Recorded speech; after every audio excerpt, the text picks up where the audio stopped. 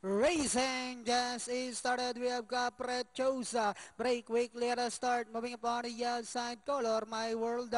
Then comes Patero 7. Go! Bini also showing speed. September morning. My Impok in the middle portion. Golden Class is down on the inside. Power over. Magisterium comes next.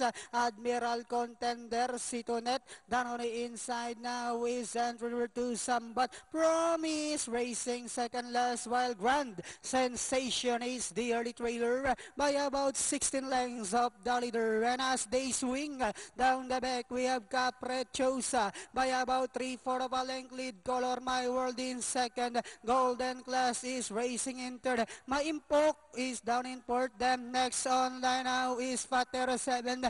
Gobini comes next. Power over Magisterium. Then next on line now is September morning. Then followed over by Admiral Contender, Sambat Promise, and number 6, second last, Situnet. And they are now entering the home stretch. We have two runners fighting out for the lead.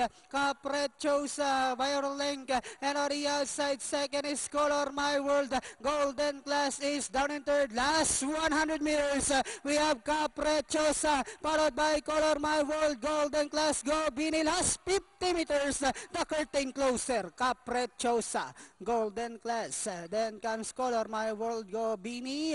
Number 5, Power Over, and Pateros Heaven.